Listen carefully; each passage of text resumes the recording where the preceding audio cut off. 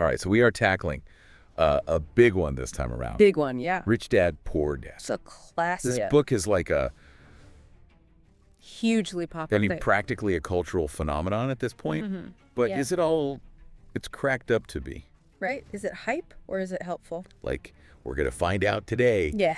We're separating the brilliant from the bogus. Love it. Giving you the insights to think like Kiyosaki. Okay. But smarter. I like it. So, one of the first things that really jumps out at you when you read Rich Dad, Poor Dad is how Kiyosaki redefines wealth. It's not just about... It's not about the bling. Yeah. Not about the big paycheck. the cars, Yeah. the stuff. So how does he redefine it? Yeah, he really throws out that old earn more, spend less kind of mantra. Okay. And he hits you with this question right out of the gate. Okay. If your paycheck was your only source of income, how long could you survive? And that's his measure of wealth. Ooh.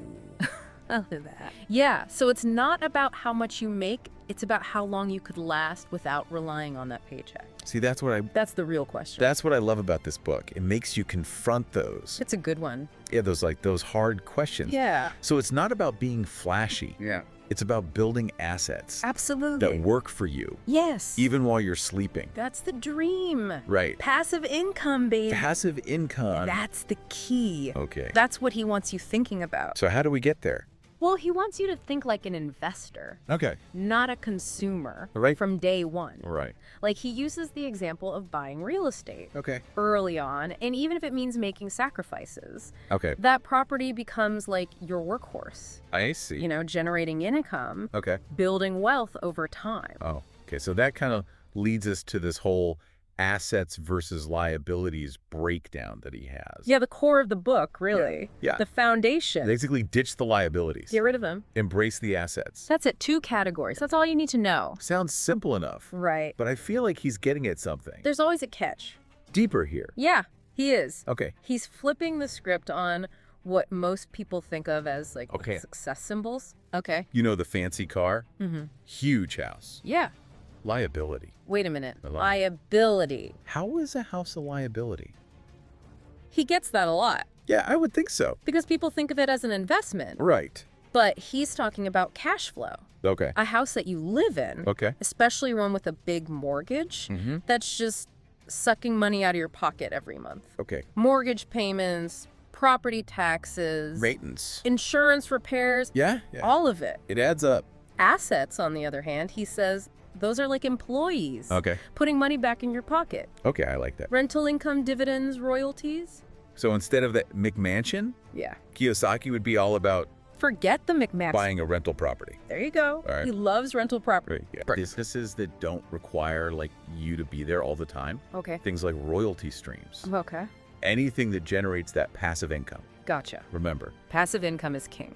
that's the name of the game. Okay. But Sure. here's where things get interesting. Here's where it gets really interesting. You have my attention. While this whole assets versus liabilities idea, Okay. it's a really good starting point. Okay. Yeah. Mm-hmm. It's not always so black and white. Okay. Kiyosaki sometimes simplifies things a bit too much. In what way? We'll take that car he calls a liability. Okay. What if you need that car Yeah. for your job? To get to work. Yeah, to earn money. To earn the money to buy the assets. Exactly. Right. So you see, It's all about context. it's all about context. Yeah. Yeah. Blindly labeling everything as good or bad without thinking about the bigger picture. Yeah. Could lead to some questionable financial decisions. Questionable, for sure. So that's where I think his emphasis on financial literacy is so important, Absolutely. which is arguably the most valuable Yeah. lesson in this whole book. You could argue that. Yeah. For sure. So why is financial literacy? Well, he's practically a financial literacy evangelist, this guy. He is. You know why? Because he argues that traditional education Okay. often fails to give us the tools that we need Right. to navigate the complexities of money. He's talking about understanding accounting, the language of business, investing, market dynamics, and even using tax laws to your advantage. He's not advocating tax evasion, right? No, not at all. Okay. He's talking about understanding the system, Okay. knowing the rules of the game, Right. so that you can make them work for you, Good. not against you. Like his whole thing with LLCs, Yeah. limited liability companies, He loves LLC. big proponent. Yeah. And it's pretty savvy, actually. It is. Because it protects your Gap. personal assets Yeah. from business liabilities. Which, you know, I mean, Who wouldn't want that? who wouldn't want that? Right. Right. Sign me up. It's a clever tool, no doubt. It is. But again, But Kiyosaki, yeah. with his go-for-it attitude, Mm-hmm. sometimes glosses over Right. the complexities of things. Yeah. Like, LLCs aren't a one-size-fits-all solution. Absolutely not. Right. It's not that simple. The rules vary. You got to do your due diligence. Definitely. You can't just slap an LLC on something Well, and yeah. assume you're protected. Exactly. It's not a magic shield. Right. You got to know what you're doing. Which brings us to another key theme in Rich Dad, Poor Dad. Let's do it. Action over inaction. Yeah. He is all about seizing opportunity. Absolutely. Right. He's got that great line. Opportunities are in the mind, not in the eyes. Ooh, yeah, that's a good one. Yeah, so good. So it's about cultivating that proactive mindset, Mhm. being open to new possibilities, Yeah. and not being afraid to take calculated risks. Calculated being the operative word.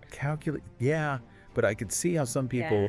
might interpret that as a license to be reckless. Oh, yeah, you can definitely take it too far. It's not about jumping into every get-rich-quick scheme out there. It's about informed action, Yeah. not reckless abandon. Exactly. Right, and that's where mentorship comes in. Oh, yes, the power of Listening. mentorship. Yeah, which is huge for him. Huge. And his own experience with his rich dad Yeah. really highlights Time. how valuable it can be to have somebody Mm, guiding you for sure. in those early stages. Yeah, because learning from people who've already achieved Yeah. what you're trying to achieve, Right. it can be so valuable. Especially in fields like, Especially this kind of stuff. yeah, like investing, Yeah. entrepreneurship. Because it's so... Right, it's like you have a Organized. roadmap Yeah. through this, You get the cheat codes. yeah, Yeah. this often confusing world of money. It is a confusing world, right? It is. Lots of noise out there. So much noise. So having that guide can Yeah. be invaluable. And even with a roadmap, Yeah. you'll probably encounter a few bumps along the way. Oh, absolutely. Right. It's going to happen. And that's okay. Yeah. It's part of the journey. And that's where I think, like, his emphasis on learning from those bumps, even celebrating them, Oh, yeah. really resonated with me. Yeah. Like, he's not afraid of failure. No. In fact, he seems to embrace it. Oh, yeah. He says, like, anyone can write a book, Okay. but selling it, Right. that's a definitely whole an other set of skills. totally different skill set. So it's about using those experiences to level up your skills. So it's less about, like, finding the perfect opportunity and more about just wringing the most out of whatever opportunity you're given. Yes. You know? It's those little skills Yeah. that can lead to the big wins. Yeah. Like, he talks about management a lot. Okay. He's a huge advocate for developing strong management skills. Specifically in what area? Specifically when it comes to managing cash flow Okay. systems Okay. and people. Okay. And why those three? He sees those as like the Yeah. pillars of building a This strong financial foundation. Yeah. Got it. Okay. So understanding cash flow, Okay. where your money's coming from, where it's going, Right. making sure more is coming in than going out. It's Uh-huh. like financial common sense, Right. but you'd be surprised. Right. It's easy to get caught up It's easy to lose track. in the day-to-day Yeah, and lose sight of the bigger picture. for sure. Yeah. And then the systems part. Okay. This is where I think his entrepreneurial spirit really Okay. shines through. How's it? He's all about building systems that can generate income, Okay. even when you're not physically working. Got it. Think about those rental properties again. Okay. You set up the system, Right. you find a property, you get a tenant, Right. hopefully a good one, Right. and then it's kind of automated. automated. Yeah. To a certain extent, obviously, you still have to manage things. Right. But it's Yeah. not requiring your constant attention. Right. It's about working smarter, not harder. Exactly. Right. That's the idea. And then there's the people aspect of Yeah. management. He's big on this. Okay. Knowing how to build and manage teams. Which makes sense. Right. Because it's- rarely do great things happen in isolation. Right. You've got to You need a good team. surround yourself with a solid team, Exactly. and you can achieve so much more. He would say your ability to lead and inspire others is directly tied to your potential for financial success. Interesting. Okay. Yeah.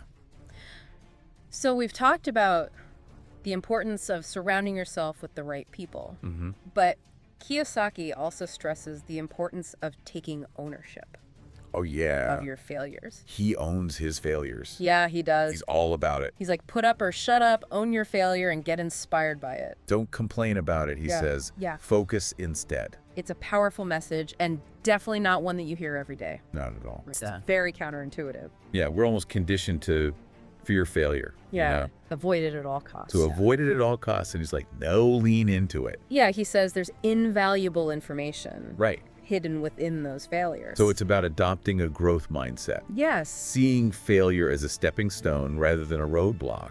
100%. It's almost a form of self-mentorship, isn't it? Absolutely. Yeah, you're learning from your experiences, Yeah. both the good and the bad, Okay. and using that knowledge to propel you forward.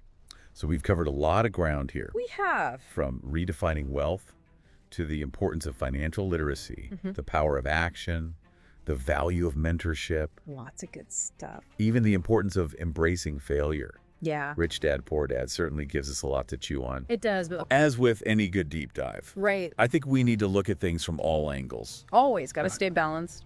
And while there's a lot of valuable advice in this book, For sure. it's not without its criticisms. It's not perfect. Right. No book is. So let's dive into those criticisms. Let's do it. So let's dive into those criticisms. Okay. One of the big ones is that Kiyosaki Yeah.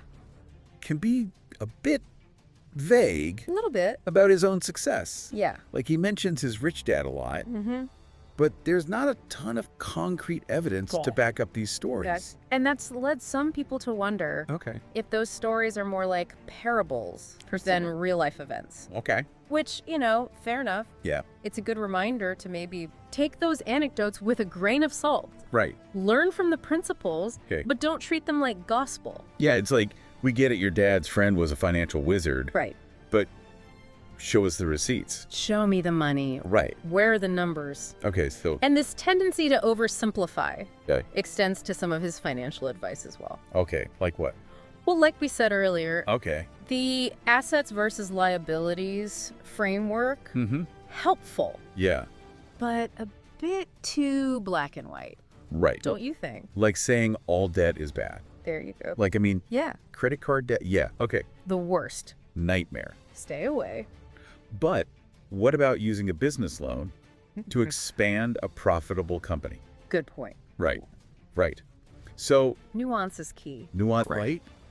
It's like he's giving you the Cliffs Notes version, Yes. when what you really need is the full textbook. The unabridged. Right. Right. And that's All the footnotes. all the footnotes. Right. And that's why that financial literacy is so important. Right. You can't just blindly follow someone else's formula. Okay. You have to understand the underlying principles, Right. how to evaluate risks, Yeah. how to adapt. So don't put all your eggs in one basket. Never a good idea. Right. Diversify. Diversify. And definitely don't put all your trust in one book, One no book. matter how popular it is. Even this one, Yeah. as much as we love it. Right. Rich Dad, Poor Dad. Yeah. Speaking of risks, Yes. that's another area where Oh, yeah. his advice has drawn some criticism. Well, he's a go for it kind of guy. Right. Which is inspiring, but potentially irresponsible. Right. Depending on your situation. Yeah, like quitting your job to chase a risky business venture Ooh, yeah. might sound romantic, That's the dream Right. for some people.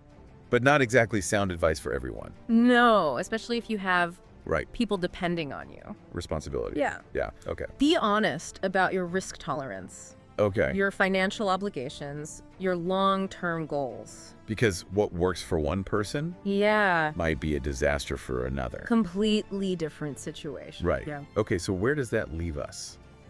Good question. Is Rich Dad, Poor Dad Yeah. a masterpiece or a menace? I don't think it's either. Okay. I think it's more like a conversation starter. It gets people thinking differently about money, Okay. which is so valuable. It's thought-provoking. very thought-provoking. Right. Yeah, it's packed with interesting ideas, I- even if not all of them are Right. perfectly formed. It's like a brainstorming session in a book.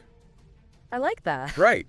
Take the ideas that resonate, explore them further, Exactly. and leave the rest behind. You don't have to agree with everything. Right. Just take what works for you. Read it critically, think for yourself, do your own research, Yes. and don't be afraid to seek out advice from qualified ways. financial professional. Yes. Right. Do not take financial advice from me. I am not qualified. Or from me, for that matter. Or from him, really. Or from him. He's not giving financial advice. Right.